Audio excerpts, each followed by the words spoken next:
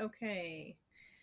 I'm going to talk to you about parts 5 and 6 and maybe 7 on this one.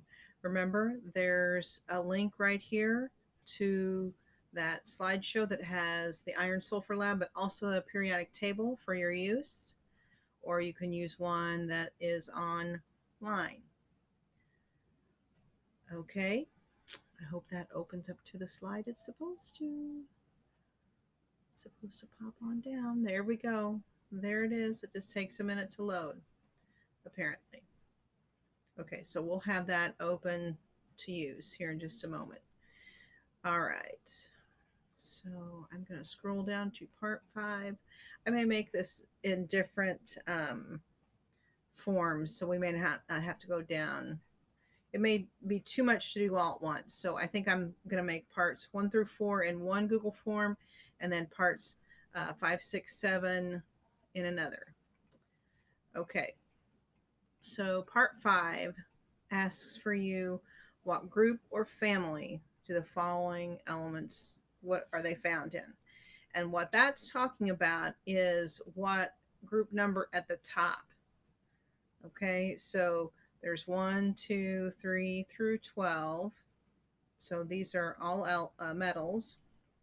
And then we get into the mixed groups with the metalloids and then the non-metals. So 13, 14, 15, 16, 17. And then the noble gases are group 18. Okay. Sometimes we refer to these rare earth metals at the bottom separately. So they're called the lanthanide. That's the first element of its row, and that refers to all of those in its row. And then the actinides also sometimes in this case. Okay. So going back to the set, we find 10 is the first one. So 10 we're supposed to find, and then look for it on the periodic table. And I hope that you remember that its symbol is SN. So it's right here next to indium, and it's in group 14. So we're going to come back over to our, and we're going to mark 14. Doesn't look like I picked any transition metals. Those would be groups 3 through 12.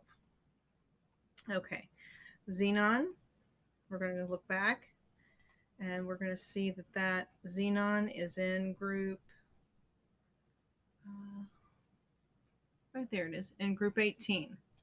So we'll mark it xenon in group 18. So these are the columns. And I think the next section is a similar question. It wants to know, oh, pardon me, it's not, but kind of. It wants to know how many valence electrons each of these following atoms have. Now remember, that is related to what group number they're in. So let's go look for radon, for instance. Radon is in group number 18, I believe.